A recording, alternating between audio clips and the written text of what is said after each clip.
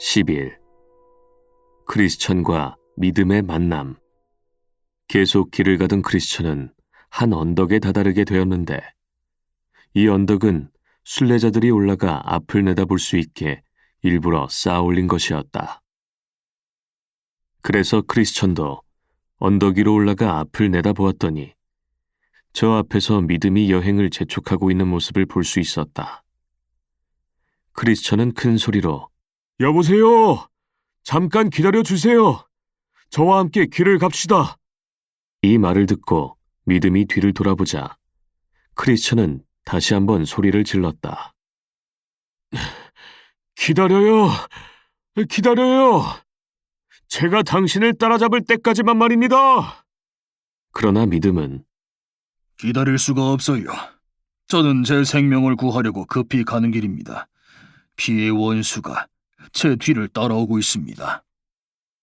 이 말을 듣고 다소 화가 난 크리스천은 있는 힘을 다내어 급히 달려가서 믿음을 따라잡았을 뿐 아니라 그를 앞질러 버렸다. 그리하여 앞서가던 자가 뒤에 서고 뒤에 가던 자가 앞서게 되었다.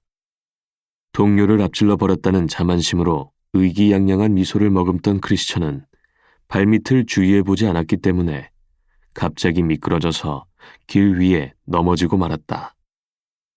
믿음이 따라와서 그를 일으켜 줄 때까지 그는 일어날 수 없었다.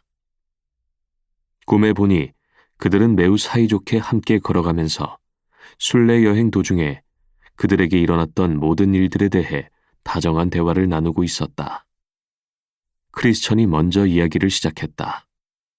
크리스천, 존경하고 친애하는 형제 믿음 씨, 제가 당신을 따라잡아 만나게 된 것이 몹시 기쁩니다. 하나님께서 우리의 마음을 녹여주시어 이렇게 함께 여행할 수 있도록 도와주신 것에 감사드립니다. 믿음. 경애하는 친구요.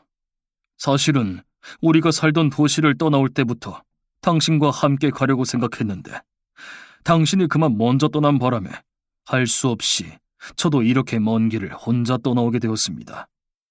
크리스천. 당신이 절 따라서 순례 여행을 떠나기 전에 얼마 동안이나 멸망의 도시에서 머물러 있었습니까? 믿음. 당신이 우리의 도시를 떠나자마자 가까운 장래에 하늘로부터 유황불이 떨어져 내려 온 도시가 잿더미가 돼버릴 거라는 굉장한 소문이 순식간에 퍼져버렸습니다. 그래서 저도 더 이상 지체할 수가 없어 길을 떠나온 것입니다. 크리스천. 뭐라고요? 이웃 사람들이 그런 말을 했단 말씀입니까? 믿음. 그렇습니다. 한동안 그 이야기가 모든 사람의 입에 오르내렸지요. 크리스천. 아니, 그렇다면 어째서 당신 이외의 사람들은 위험을 피하여 도시를 떠나오지 않았습니까? 믿음. 이미 말씀드린 바와 같이 이야기는 많이 돌았지만 그것을 확실하게 믿는 사람은 별로 없었습니다. 당신에 대한 이야기가 한참 열띤 논쟁을 일으키고 있을 때 몇몇 사람들이 당신과 당신의 필사적인 도피를 조소하는 것을 들었습니다. 그들은 당신의 순례 여행을 이런 식으로 불렀지요. 그러나 저는 우리의 도시가 하늘에서 내려온 유황불로 인하여 멸망당할 것이라는 이야기를 믿었기 때문에 도망쳐 나왔습니다. 지금도 여전히 믿고 있습니다. 크리스천. 혹시 유순이라는 이웃 사람에 대해서 들어본 적이 있습니까? 믿음. 예, 들었지요. 듣자 하니 그는 당신을 따라 나섰다가 낙심의 늪에 빠졌다고 하더군요. 그는 늪에 빠졌던 이를 눈치채지 못하게 하려고 노력했지만 그의 몸 여기저기에 묻은 진흙으로 미루어 그가 빠진 것이 틀림없다고 저는 생각했지요. 크리스천. 이웃 사람들은 그에게 무엇라고 하던가요? 믿음. 그는 도시의 모든 계층의 사람들로부터 몹시 조롱을 받았지요. 어떤 사람들은 그를 비웃을 뿐만 아니라 멸시하기까지 했으므로 그는 직장을 구하기가 몹시 힘들었습니다. 그는 지금 당신을 따라 도시를 떠났을 때보다 7배나 더 어려운 지경에 놓여 있습니다. 크리스천. 그런데 사람들은 그가 저버린 길을 멸시하면서도 왜 그를 괴롭히는 걸까요? 믿음. 그들은 이렇게 말하지요. 그놈은 변절자이고 자신의 소임에 진실하지 못했으니 목매달아 버리자라고요. 그가 도중에 마음을 바꾸어 돌아서 버렸기 때문에 하나님께서 진노하사 그의 원수들까지도 그를 멸시하게 함으로써 하나의 교훈으로 삼으시려는가 봅니다. 크리스찬, 도시에서 떠나오기 전에 그와 만나서 이야기를 나누어 보신 적은 없습니까? 믿음, 거리에서 한번 그를 만나긴 했죠. 하지만 그는 자신이 한 일을 부끄러워한 탓인지 저를 외면하고 지나갔기 때문에 이야기를 나누지는 못했습니다. 크리스찬, 참 안 됐군요. 처음에 그와 함께 길을 떠날 때는 저도 그에게 희망을 가지고 있었는데 이제 도시가 멸망하는 날 그도 함께 멸망해버리지 않을까 두렵군요. 왜냐하면 참된 속담에서도 말했듯이 그는 마치 개가 토한 것을 다시 먹고 돼지가 씻은 후에 다시 더러운 구덩이에서 뒹구는 격이 되었기 때문입니다.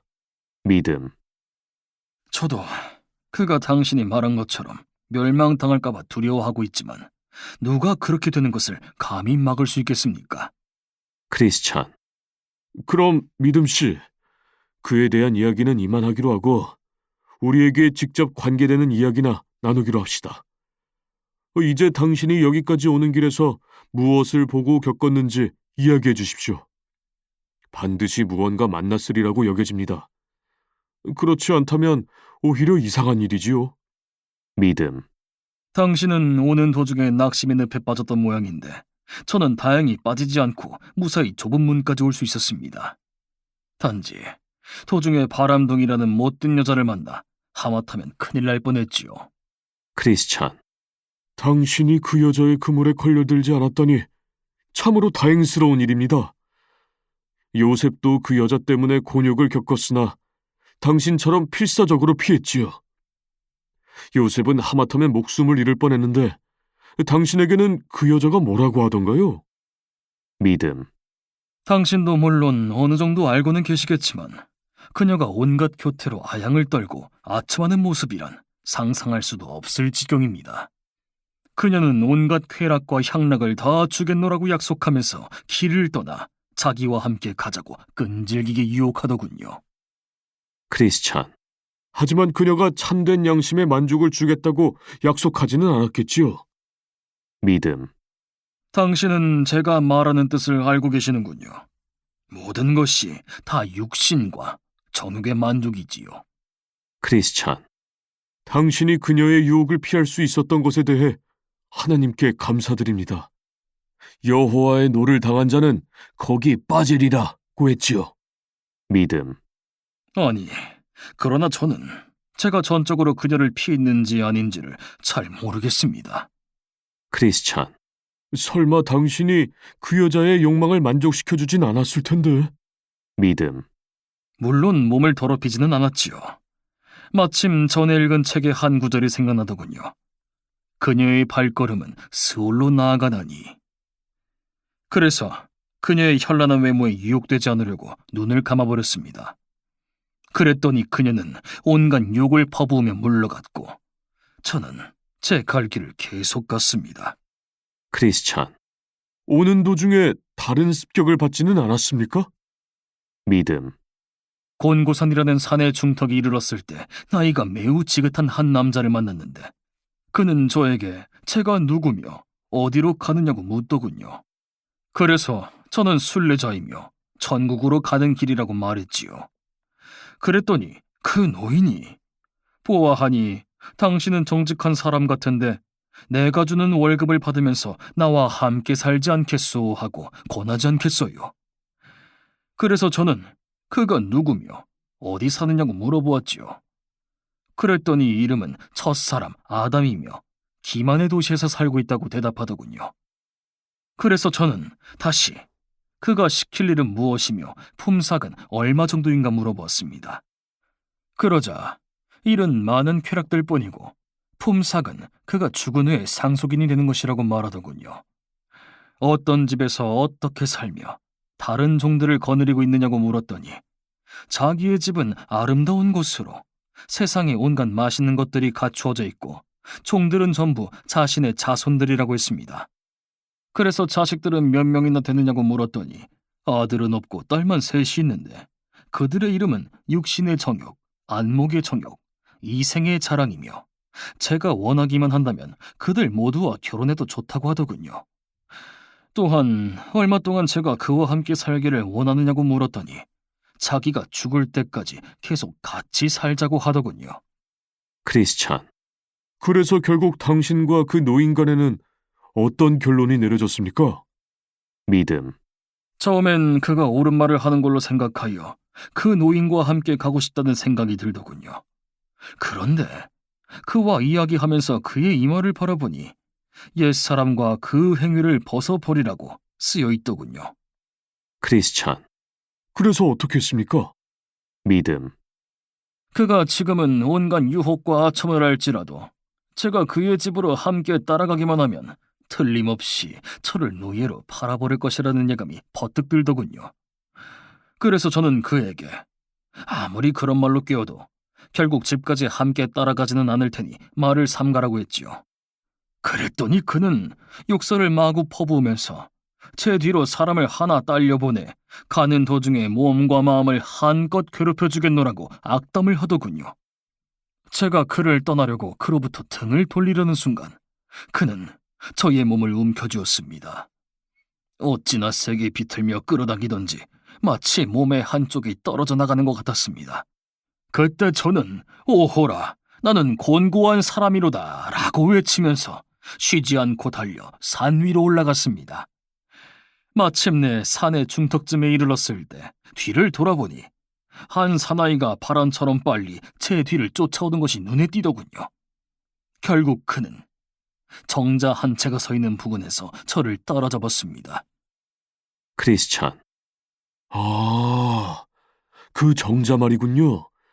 그것은 제가 피곤해서 잠시 쉬려고 앉았다가 그만 잠에 빠져버리는 바람에 가슴에 품었던 두루마리를 잃어버렸던 곳이에요. 믿음. 그런데 형제여, 제 말을 좀 끝까지 들어주세요. 그 남자는 저를 따라잡자마자 다짜고짜 저를 내려쳤습니다. 그 바람에 전 땅에 나동그러져서 한동안 죽은 듯이 정신을 잃고 말았지요. 마침내 제가 어렴풋이 정신을 차렸을 때 그에게 왜 이토록 심하게 구느냐고 했더니 그는 최초의 인간인 아담의 유혹에 보이지 않게 마음이 끌렸던 죄 때문이라고 하면서 또 한 번 제 가슴을 세차게 내리쳤습니다. 그 바람에 전 또다시 벌렁 뒤로 나자빠져서 전처럼 정신을 잃은 채 죽은 듯이 그의 발꿈치 밑에 쓰러져 있었습니다.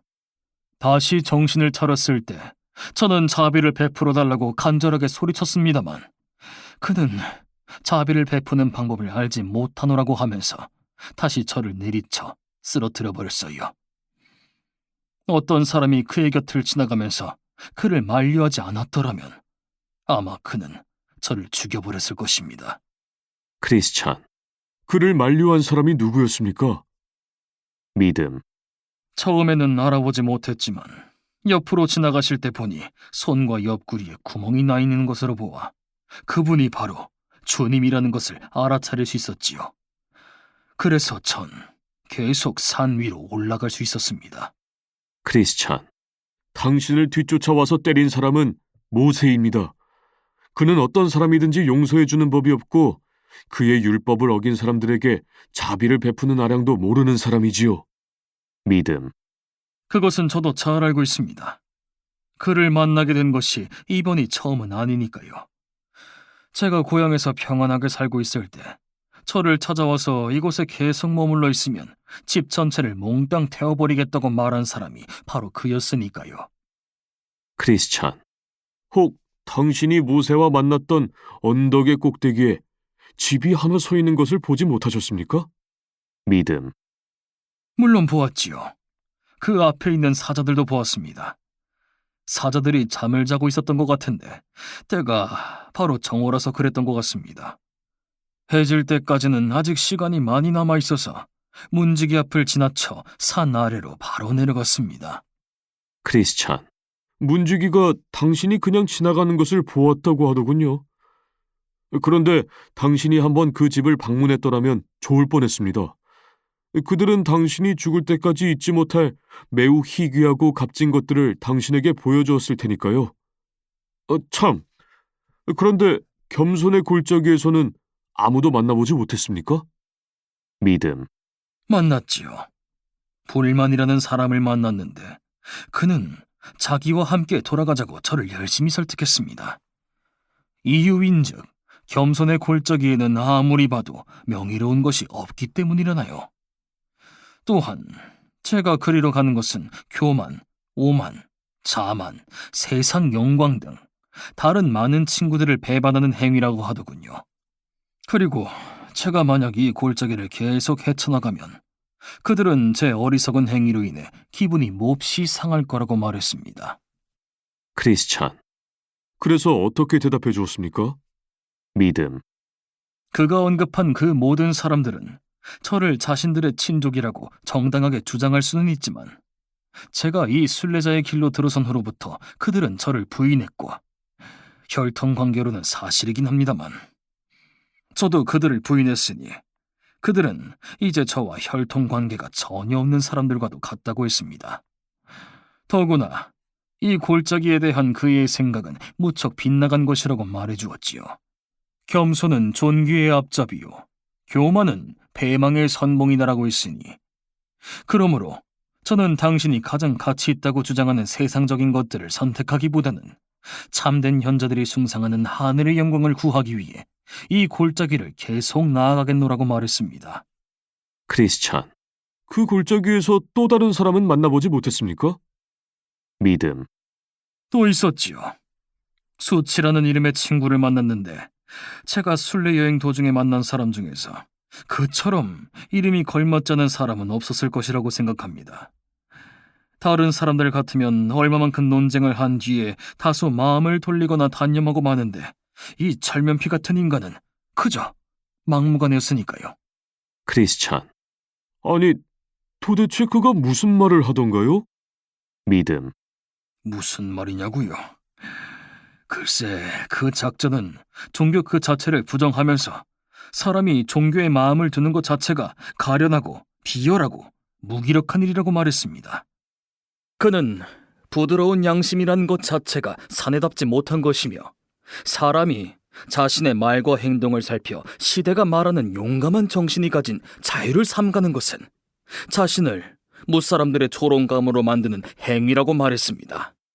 또한 그는 오직 소수의 권세가 있고 부유하고 지혜로운 사람들만이 제 의견에 동의할 것이며 어느 누구도 바보가 되라고 설득당하지 않는 이상 확실히 알지 못하는 것들을 위해 스스로 세상의 모든 쾌락을 버리지는 않을 것이라고 말했습니다.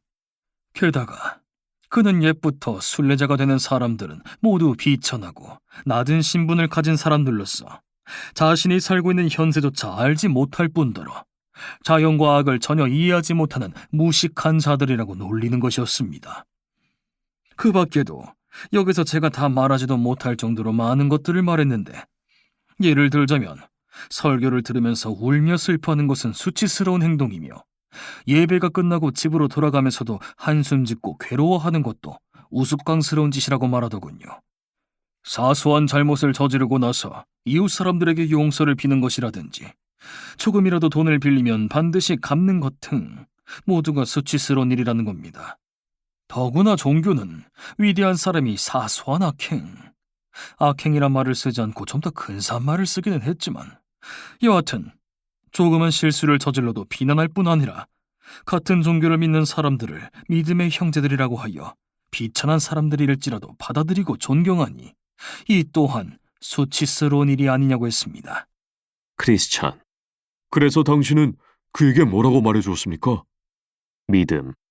처음엔 뭐라고 말해야 할지 몰라서 다소 당황했지요.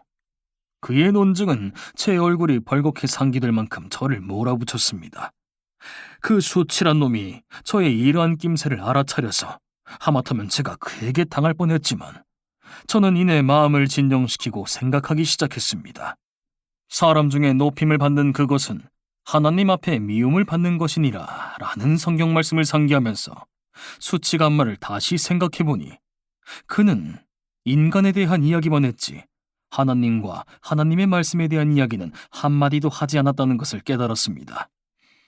좀 더 깊이 생각해보니 최후의 심판날에 우리의 영원한 생명과 죽음을 결정하는 것은 세상의 허세가 아닌 지극히 높으신 분의 지혜와 율법이라는 것을 기억해낼 수 있었습니다. 그러므로 이 세상의 모든 인간들이 하나님의 말씀에 거역한다 할지라도 하나님의 말씀이 가장 옳고 아름다운 것임을 제삼 확신했습니다.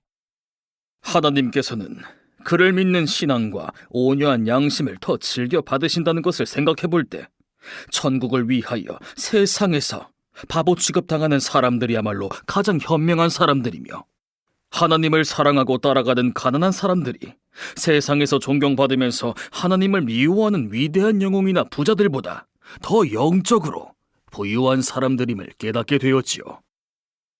그래서 저는 수치야 물러가라. 너는 나의 구원을 방해하려는 원수로다. 내가 하나님의 뜻을 어기고 너를 환영할까 보냐. 그렇게 한다면 주님이 강림하시는 날 내가 무슨 낯으로 하나님을 뵐 수 있겠는가? 만일 내가 지금 하나님의 종으로서 그의 길을 따르는 것을 부끄러워한다면 어찌 축복을 바랄 수 있으리요? 라고 소리를 질렀습니다. 그런데 정말이지 이 수치란 놈은 대단히 뻔뻔스러운 악한이었습니다. 제가 어떻게든지 그를 뿌리쳐 버리려고 애를 썼으나 그놈은 악착같이 제게 달라붙어 뒤쫓아오면서 제 귀에다 입을 바싹 대고 종교의 여러 가지 약점들을 끊임없이 속삭였습니다. 그래서 저는 단호하게 그놈에게 말했습니다. 네가 아무리 이런 수작을 계속해보았자 결국 헛수고일 뿐이야.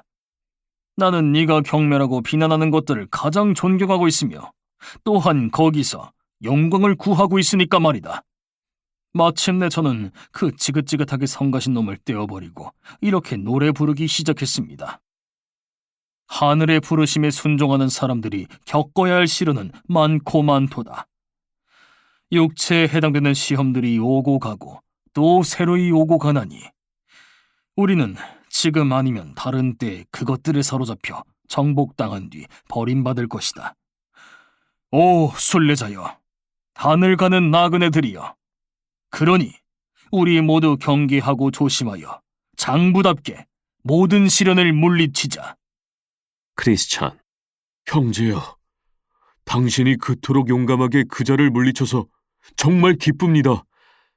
당신이 말씀하신 대로 그 자는 도대체 이름에 걸맞지 않은 자입니다. 그는 자신의 행동을 부끄럽게 여기기는커녕 길거리에서까지 우리를 따라다니며 모든 사람들 앞에서 우리에게 모욕을 주려고 했으니 말입니다. 말하자면 그는 우리로 하여금 선한 것을 부끄럽게 생각하도록 하려고 온갖 애를 쓴 지독한 자이지요.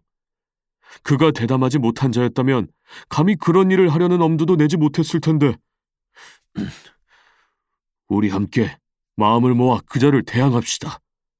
그의 허세에도 불구하고 그는 어리석은 자일 뿐 아무것도 아닙니다. 지혜로운 자는 영광을 기업으로 받거니와 미련한 자의 영달함은 수치가 되느니라고 솔로몬도 말했지요. 믿음. 우리는 수치를 대항하는 일에 그리고 세상의 진리를 널리 알리는 일에 하나님의 도우심을 간구해야 합니다. 크리스찬. 옳은 말씀입니다. 그런데 그 골짜기에서 또 다른 사람을 만나보셨습니까? 믿음. 아니, 만나지 못했습니다. 수치와 헤어진 후 나머지 길을 걷는 동안 그리고 사망의 음침한 골짜기를 지나는 동안에도 내내 햇볕이 쨍쨍 빛나고 있었으니까요. 크리스찬. 그거 참 다행입니다. 저의 경우는 당신과 전혀 달랐습니다. 그 골짜기에 들어서자마자 저는 아볼로온이라는 무시무시한 악마를 만나 그와 오랜 시간 격투를 벌였습니다. 정말이지 저는 그놈한테 죽임을 당할 줄로 생각했습니다. 특히 그놈이 절 넘어뜨린 뒤 저를 깔고 앉아 마구 짓누를 때는 온몸이 산산조각 나는 줄 알았습니다. 그리고 그가 저를 던져 제가 칼을 놓쳤을 때 그는 자신만만하게 저를 죽이겠다고 장담하기도 했습니다. 그때 저는 하나님께 호소했는데 사랑이 충만하신 그분은 제 외침을 들으사 온갖 고통 가운데서 저를 구원해 주셨습니다. 제가 사망의 음침한 골짜기에 들어설 때부터 중간 지점에 이를 때까지는 빛이 없고 몹시 컴컴했었습니다. 그래서 죽을 뻔한 고비를 여러 번 넘겼었는데 새벽이 되면서 태양이 떠올라와 남은 절반 이상의 길은 훨씬 수월하게 걸어올 수 있었지요.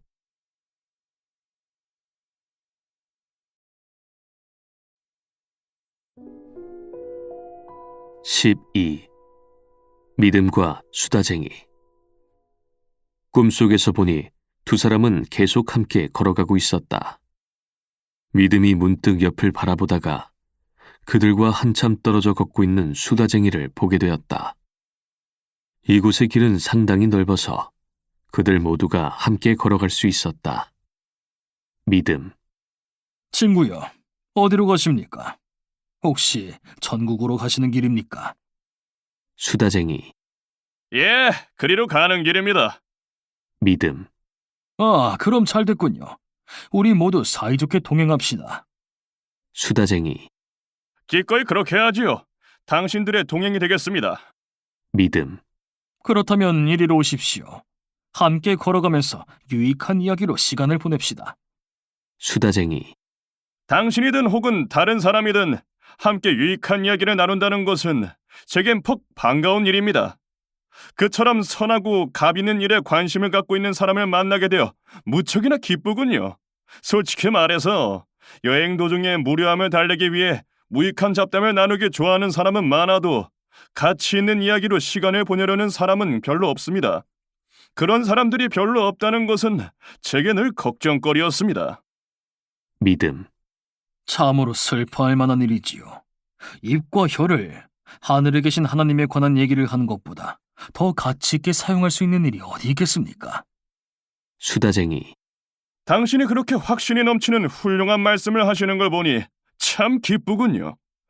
제가 한마디 더 거들자면 사실 하나님에 관한 이야기보다 더 유쾌하고 유익한 일이 도대체 어디 있겠습니까?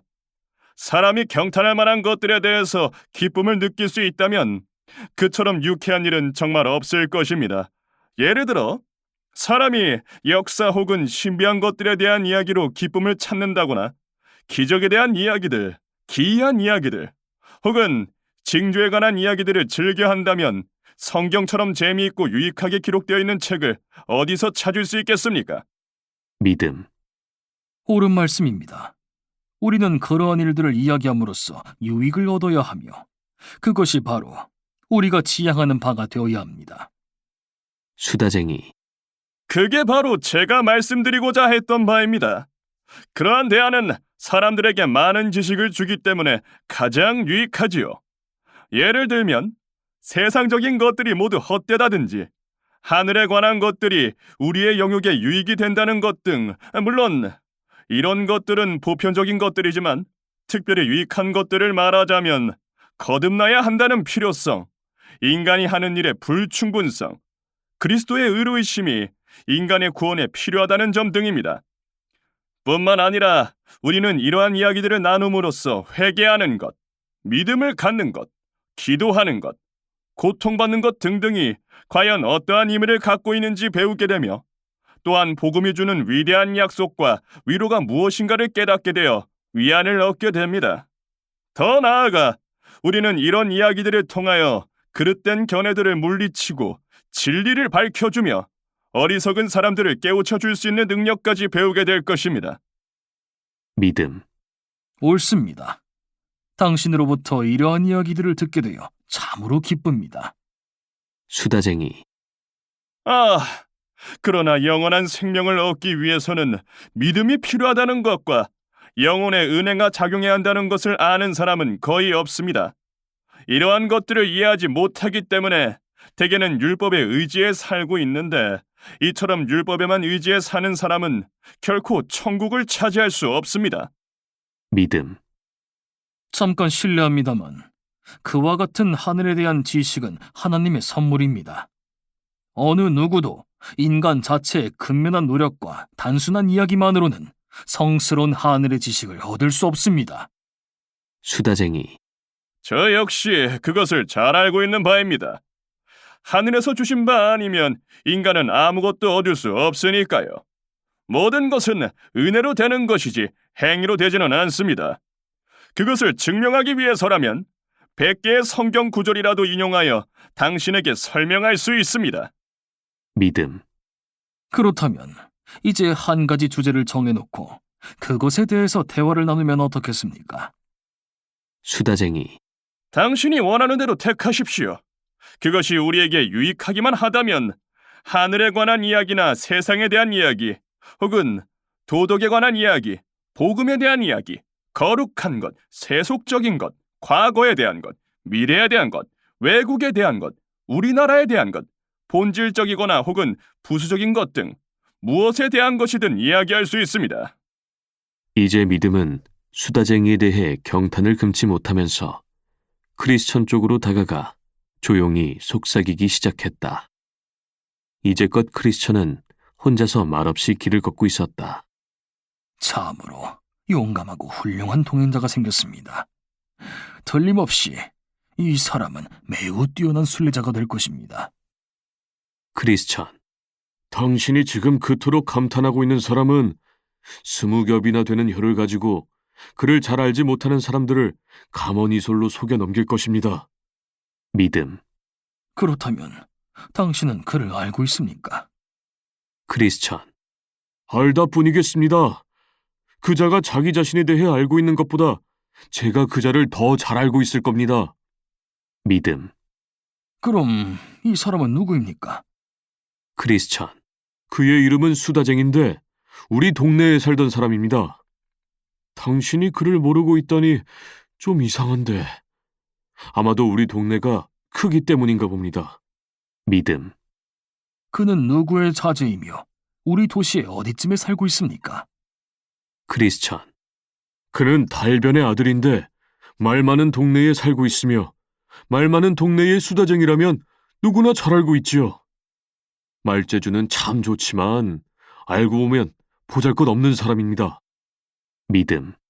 글쎄요. 제게는 꽤 훌륭한 사람으로 보이던데요. 크리스천. 그를 자세히 알지 못하는 사람들에게는 그렇게 보이지요. 멀리서 보기에는 그럴싸하게 보이지만 가까이서 대하면 대할수록 추잡한 사람입니다. 당신이 그가 퍽 훌륭한 사람이라고 말씀하시니까 제가 어떤 화가의 그림을 볼 때가 생각이 나는군요. 그 그림을 멀리서 보았을 때는 아주 멋져 보이더니 가까이 가서 보니까 점점 형편없어 보이더군요. 믿음. 당신이 웃으면서 말씀하시는 걸 보니까 아마 농담을 하고 계시는 거 봅니다. 크리스천. 천만의 말씀입니다. 비록 미소를 짓기는 했지만 이런 문제에 대해서 농담을 해서는 안 된다는 것을 하나님께서 명하고 계십니다. 더구나 근거 없이 남을 비방한다면 하나님께서 용서하지 않을 것입니다. 저 사람에 대해서 좀 더 자세하게 알려드리겠습니다. 지금 당신과 더불어 이야기를 나눈 것 같이 저 사람은 언제 어디서나 어떤 사람이든 붙들어 놓고 아무 이야기나 이것저것 마구 짓거려대는 사람입니다. 술좌석에 앉아서도 아무나 붙들고 이야기를 시작하는데 술이 많이 들어가면 들어갈수록 더욱더 이야기가 많아지지요. 종교라는 것은 사실상 그의 마음 안에도 집에도 대화 중에도 존재하지 않습니다. 그는 단지 혀끝으로만 이야기할 따름이며 그의 종교관은 결국 횡설수설 떠버리는 것에 지나지 않습니다. 믿음. 정말 그렇습니까? 그렇다면 제가 단단히 속았군요. 크리스천. 속았지요. 틀림없이 속으신 겁니다. 그들은 말만 하고 행하지 아니하도다라는 말씀을 명심하십시오. 하나님의 나라는 말에 있지 아니하고 오직 능력에 있음이라는 말씀도 잘 새겨두세요. 저 사람은 기도와 회개, 신앙과 거듭남 등에 관하여 말하고 있지만 사실상 말로만 그칠 뿐입니다. 저는 그의 집을 방문한 적도 있었고 고향에서나 타향에서나 그를 쭉 관찰해 왔으므로 그에 대해서 제가 하는 말은 어디까지나 사실입니다. 그의 가정은 계란 흰자위가 맛이 나지 않듯이 종교의 참맛이 나지 않는 가정입니다. 그의 집에서는 기도나 회개의 징조가 도무지 보이지 않으며 차라리 그의 짐승들이 그보다 더 하나님을 잘 섬긴다고 보아야 할 것입니다. 저 사람이야말로 종교를 더럽히고 욕되게 하고 수치스럽게 만드는 존재입니다. 그가 살고 있는 동네에 어디를 가나 그를 좋게 말하는 사람들을 거의 볼 수 없고 그로 인하여 종교 자체도 비난을 받고 있습니다. 그를 아는 모든 사람들은 그를 가리켜 밖에서는 성자요, 집에서는 악마라고 하며 그의 불쌍한 하인들이나 가족들은 표리가 다른 그의 언행으로 고초를 겪고 있습니다. 그는 지독한 구두쇠의 욕쟁이입니다. 그가 하인들을 너무나도 부당하게 대우하기 때문에 그들은 어떻게 처신해야 할지 혹은 그를 어떻게 대해야 할지 몰라 늘 당황하고 있습니다. 저 사람과 거래를 해본 사람들은 그와 거래하기보다는 차라리 잔인하고 포악하다는 터키 사람들과 거래하는 것이 훨씬 낫겠다고 말합니다. 오히려 터키 상인들과 거래하는 것이 더 공정한 거래가 되리라고 생각하기 때문이지요. 저 수다쟁이는 가능하기만 하면 사람들을 압도하고 그들의 재산을 사취합니다. 그뿐만 아니라 그의 아들들조차도 자신의 행적을 따르도록 가르치고 있는데 만일 자식들 중 어느 하나라도 약한 담력을 소유한 바보라고 판단되면 바보니 멍청이니 하고 모욕을 주면서 결코 그들에게 일을 맡기지도 않고 남 앞에서 칭찬해주는 일도 절대로 없답니다. 온유하고 선량한 양심의 소유자를 그는 바보 같은 약자라고 부르지요. 제 의견을 솔직히 말하자면 그는 자신의 추악한 일상생활로 많은 사람들을 구렁텅이에 빠뜨렸고 또 빠뜨릴 것입니다. 만일 하나님께서 막지 아니하시면 더 많은 사람들이 파멸에 이르게 될 것입니다. 믿음. 아, 형제여. 저는 당신의 말을 믿지 않을 수 없습니다. 당신이 그를 잘 알고 있다고 말했기 때문이 아니라 당신이 크리스천다운 양심으로 사람들을 정직하게 평하기 때문입니다. 당신이 악의를 가지고 그런 말을 했다고 생각할 수가 없습니다. 사실상 당신이 말한 그대로일 거라고 믿습니다. 크리스천. 저도 당신처럼 그를 잘 알지 못했더라면 저도 그의 본색을 파악하지 못하고 그에게 경탄했을 것입니다. 종교를 배척하는 무리들의 입으로부터 이런 말을 들었더라면 저는 그것을 악의에 찬 비방으로 여겼을 것입니다. 악한 사람들의 입에서 선한 사람들의 명성이나 기업을 혹평하는 일이 흔히 있으니까요. 하지만 제가 직접 알고 있는 이러한 모든 악한 행위들만 가지고도 그가 얼마나 사악한 자라는 것을 증명할 수 있습니다. 선한 사람들은 그를 부끄럽게 여기고 있어 그를 형제 혹은 친구라고 부르지 않습니다. 그를 알고 있는 사람들은 그의 이름만 들어도 얼굴을 붉히며 그를 아는 것을 수치로 여기고 있지요. 믿음. 아, 이제 말과 실제 행동은 별개의 문제임을 깨달았습니다. 이제부터 이러한 구별을 좀 더 명확히 할 수 있도록 한층 주의를 기울이겠습니다. 크리스천. 참으로 말과 행동은 영혼과 육체가 서로 다르듯이 별개의 것들이지요. 영혼이 없는 육신이 죽은 시체인 것과 마찬가지로 행동이 따르지 않는 말도 역시 죽어있는 시체에 불과합니다. 종교의 정신은 곧 실행하는 데에 있습니다. 하나님 아버지 앞에서 정결하고 더러움이 없는 경건은 곧 고아와 과부를 그 환난 중에 돌보고 자기를 지켜 세속에 물들지 아니하는 그것이니라 라고 성경에 쓰여 있지요. 그러나 수다쟁이는 이것을 깨닫지 못하고 단지 말하는 것만으로도 진실한 기독교인이 될 수 있다고 생각함으로써 자기 자신의 영혼을 속이고 있습니다. 듣는 것은 단지 씨를 뿌리는 작업에 불과하고 말은 마음과 생활 속에 참된 열매가 맺어졌다는 것을 증명하기에 충분치 않습니다. 최후의 심판날이 이르렀을 때 사람들은 제각기 그들이 거둔 열매의 성과에 따라 심판받게 된다는 것을 우리는 명심해야 합니다.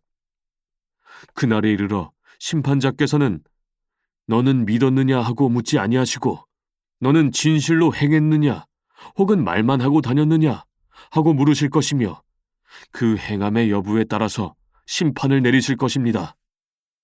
이 세상의 최후의 날은 추수하는 날로 비유될 수 있습니다. 당신도 알다시피 추수할 때 농부는 열매 이외의 것에 관심을 두지 않습니다. 믿음에 의하지 아니한 것도 받아들여질 수 있다는 뜻이 아니라 심판 날에 이르러 저 수다쟁이의 허황된 거짓말이 얼마나 쓸모없고 헛된 것인지를 당신에게 알려주기 위해 이러한 비유를 말하는 것입니다. 믿음. 당신의 말씀을 들으니 모세가 깨끗한 짐승에 대하여 설명했던 것이 생각나는군요. 깨끗한 짐승이란 굽이 갈라져 쪽발이 되고 새김질하는 것을 일컬음이요. 굽만 갈라졌거나 새김질만 하는 짐승을 말하는 것이 아니라던 말씀 말입니다. 토끼는 새김질은 하나 굽이 갈라져 있지 않으므로 깨끗하지 않다고 말씀하셨는데 이는 수다쟁이와 너무나 유사한 비유입니다. 그는 세상적인 지식을 이용하여 말만으로 새김질을 하지만 행위는 죄인의 길에서 떠나지 못하므로 개나 곰의 발처럼 굽이 갈라지지 않은 부정한 자라 해야 할 것입니다. 크리스찬. 제가 아는 한 당신은 그 구절들의 참된 뜻을 말씀하셨습니다. 제가 한마디 더 보태지요. 사도 바울은 말만 하기 좋아하는 사람들을 가리켜 소리나는 구리와 울리는 꽹과리와 같다고 하셨고, 다른 곳에서는 이 말을 좀 더 쉽게 설명하여 생명 없는 것이 소리를 내는 것과 같다고 했지요.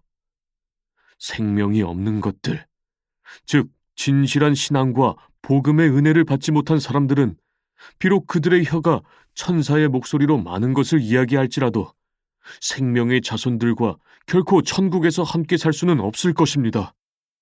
믿음. 그렇지요.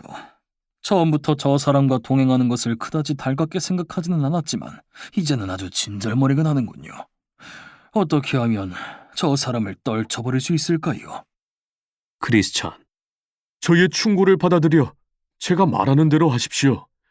그렇게 하면 하나님께서 그의 마음을 감동시켜 마음을 돌리게 하지 않는 한 그도 역시 당신과 동행하는 데 진절머리를 낼 테니까요.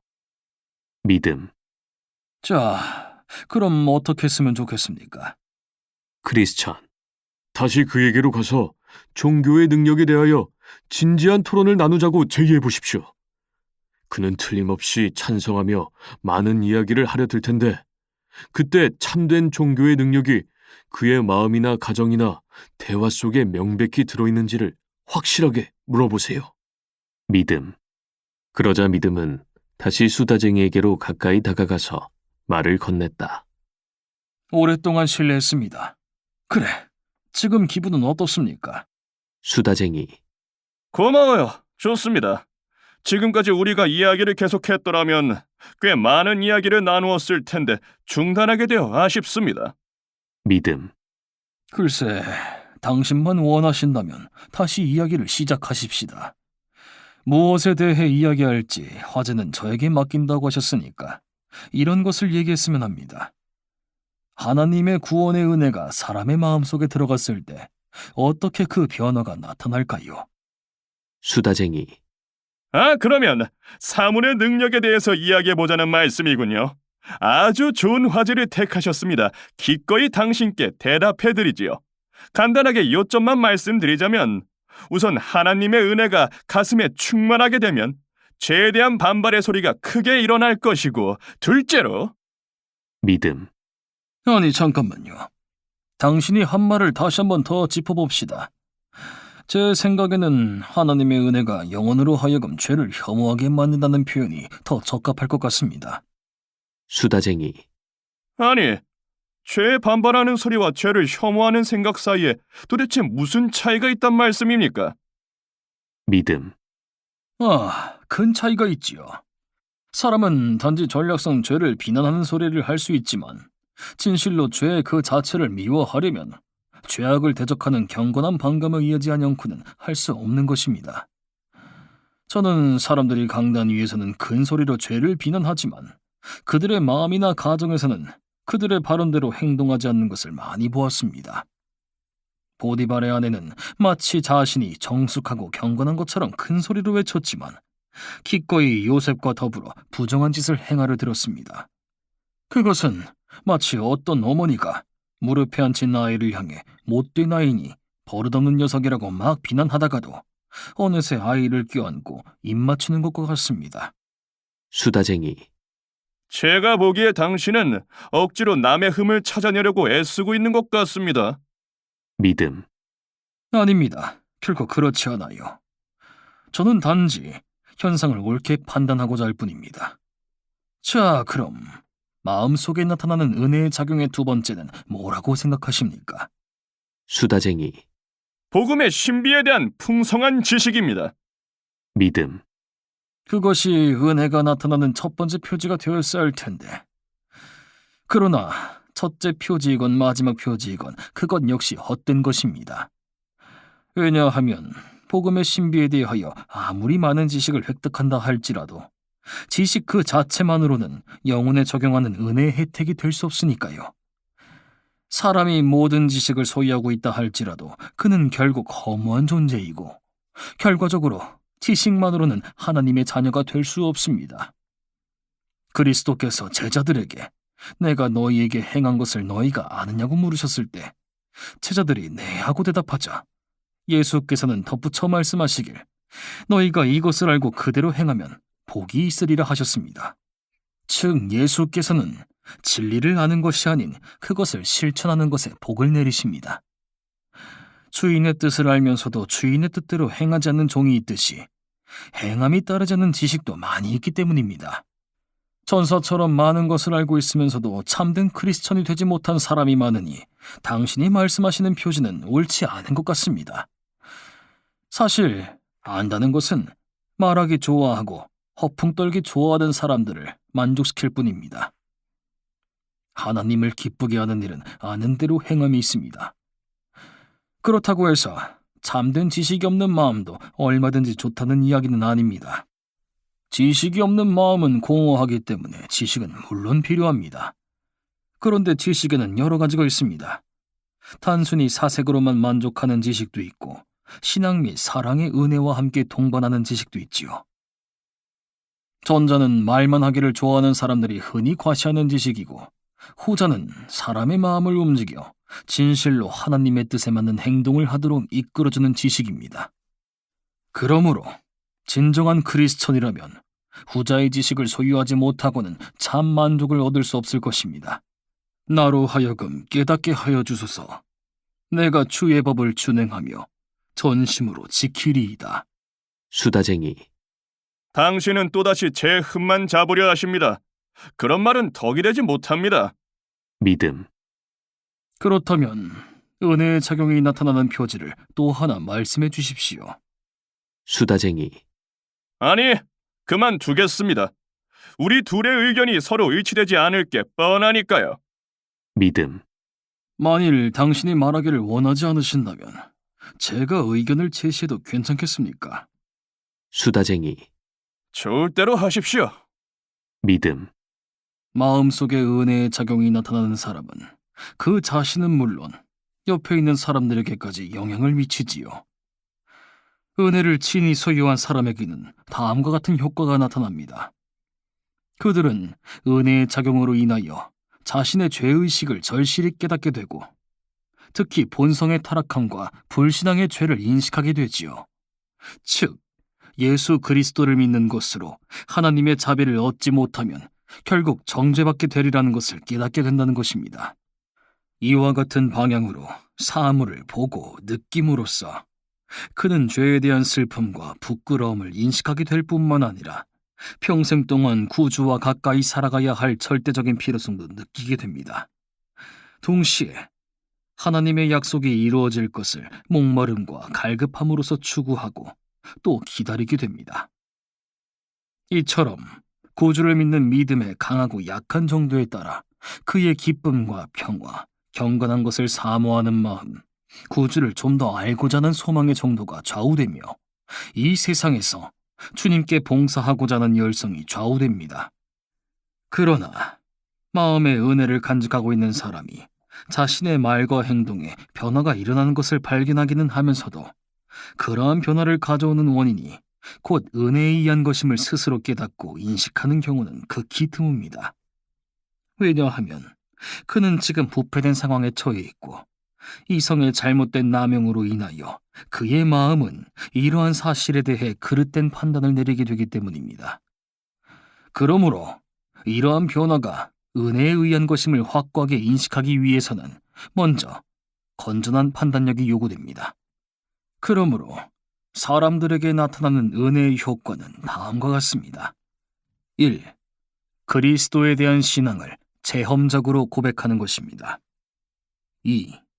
그러한 고백에 실제로 부합하는 삶을 영위하는 것입니다. 즉, 경건한 생활, 경건한 마음, 경건한 가정, 만일 그가 가정을 가지고 있다면 경건한 일상생활의 대화 등을 통하여 자신의 모든 것을 경건하고 깨끗하게 하면 대개는 자신도 모르는 사이에 죄를 미워하게 됩니다. 가정 내에서도 이러한 죄에 대한 혐오감 때문에 암암리에 죄를 멀리하게 되고 마침내 온 세상에 경건함을 증진시키되 위선자나 짓거리기 좋아하는 사람들처럼 단지 입으로만 하는 것이 아니라 하나님의 말씀이 지닌 능력에 의지하여 믿음과 사랑으로 순종하고 실천함으로써 경건함을 이룹니다. 자, 선생님. 제가 방금 은혜의 작용과 그 나타나는 효과에 대하여 간략하게 설명하였는데 혹시 이의가 있으시면 말씀해 주십시오. 만일 이의가 없으시다면 당신께 두 번째 질문을 하고 싶습니다만. 수다쟁이. 아니, 지금 좀 반대할 입장이 아니라 단지 듣기만 하는 입장에 처해 있으니 어서 두 번째 질문이나 해보시지요. 믿음. 두 번째 질문은 이렇습니다. 은혜의 작용에 대한 제 설명 중에 첫 번째 것을 당신도 경험해 본 적이 있으십니까? 당신의 생활과 당신이 하는 말이 서로 잘 부합되고 있습니까? 혹시 당신의 종교는 행위와 진실 안에 서 있기보다는 말과 혀 끝에만 존재하지는 않습니까? 이 질문에 대답하실 때에는 부디 하늘에 계신 하나님께서 아멘 하고 인정해 주시리라 믿는 것만 말해 주시고 당신의 양심이 안에서 당신을 시인하는 것 이외에는 말하지 말아 주십시오. 옳다. 인정함을 받는 자는 자기를 칭찬하는 자가 아니요 오직 주께서 칭찬하시는 자니라. 뿐만 아니라 당신의 일상생활이나 이웃들은 당신이 거짓말을 하고 있다고 증명해 주는데 당신 혼자서만 이렇다 저렇다 장황하게 떠버리는 것도 크나큰 죄악임을 명심해 주십시오. 수다쟁이. 이 말을 듣고 처음에 얼굴을 붉히던 수다쟁이는 곧 마음을 다시 완악하게 고쳐먹고는 이렇게 대답했다. 믿음씨, 당신은 지금 경험이니 양심이니 하나님이니 하는 말들을 장황하게 늘어놓으면서 당신이 한 말의 정당성을 하나님께 호소하고 있군요. 저는 이런 식의 대화를 기대하지 않았고 당신이 말한 그따위 질문들에 대해서도 대답할 기분이 전혀 나지 않습니다. 당신이 교리문답을 하는 사람이 아닌 이상 제가 당신 질문에 꼭 대답해야 할 의무도 없고 설사 당신이 그렇다 하더라도 당신이 제 심판관이 되는 것은 거부하는 바입니다. 어째서 그런 질문을 제기하는지 그 이유를 좀 말해주시겠습니까? 믿음. 제가 본 당신은 말하기만을 앞세운 말밖에 가진 것이 아무것도 없는 사람이기 때문입니다. 그뿐 아니라 솔직히 말씀드린다면 당신의 종교는 혀끝에서만 맴돌 뿐이라는 것과 당신이 입으로 한 고백과 행동이 서로 일치하지 않는다는 소문도 여러 번 들었습니다. 그들의 말에 의하면 당신은 크리스천들의 오점입니다. 당신의 경건하지 못한 행동으로 인하여 종교가 더 나쁜 인식을 받게 되고 당신의 사악한 속임수에 넘어간 사람이 벌써 여럿이며 앞으로도 당신으로 인하여 멸망의 위기에 처할 사람들이 더 많아질 것이라고 하더군요. 당신의 종교는 술집과 탐욕과 부정한 짓과 헛된 맹세와 거짓말과 잡담 등 온갖 좋지 않은 것들과 함께 결합되어 있습니다. 한 명의 매춘부가 여성들 전체에게 수치가 된다는 속담이 있듯이 당신도 모든 성도들의 수치가 된다는 평판이더군요. 수다쟁이. 말하기 좋아하는 세상 사람들의 중상모략을 있는 그대로 받아들여 그처럼 성급하게 사람을 판단하는 것을 보니 저와 함께 이야기할 자격이 없는 사람 같군요. 자, 그러니 이만 헤어집시다. 잘 가시구려. 그때 크리스천은 믿음에게로 다가와서 말을 꺼냈다. 크리스천, 그 사람과의 대화가 결국 어떻게 될 것인지 제가 말했지 않습니까? 당신의 말과 그자의 정욕은 서로 어울려 나갈 수 없습니다. 그는 자신의 생활을 개선하는 것보다 당신과 동행하기를 거부하는 쪽을 선택했습니다. 그러니 그냥 가게 내버려 두십시다. 손해보는 것은 결국 그 사람 자신이니까. 기분이 크게 상하지 않는 한 아마도 그는 계속 이야기를 하려 들었을 텐데 스스로 떠나가 버렸으니 우리는 괴로움을 면하게 된 셈입니다. 그와 계속 동행했더라면 단지 오점만 남겨주었을 겁니다. 또한 사도도 말하기를 경건의 모양은 있으나 경건의 능력은 부인하는 자니 이 같은 자들에게서 돌아서라고 하였지요. 믿음. 하지만 저는 그 사람과 잠시 이야기를 나누게 된 것이 잘된 일이라고 생각합니다. 그가 제 말을 다시 생각해 볼 수 있을지도 모르니까요. 여하튼 저는 그 사람에게 명백하게 이야기해 줬으니까 설사 그자가 멸망한다 하더라도 제게는 책임이 없습니다. 크리스천. 그처럼 명백하게 그의 잘못된 종교관을 지적하고 참된 진리를 말씀해 주신 일은 참 잘하신 일입니다. 요즘에는 당신처럼 성실하게 신이로서 사람들을 대하는 사람이 매우 적기 때문에 종교가 많은 사람들에게 좋지 못한 인상을 주고 있습니다. 말하기만 좋아하는 바보들은 말로만 종교를 믿으면서 방탕하고 허영에 찬 말들만 짓거립니다. 그들은 경건한 사람들의 회중에서도 이렇게 행함으로써 세상을 놀라게 하고 기독교를 더럽히며 신실한 자들을 슬프게 만듭니다.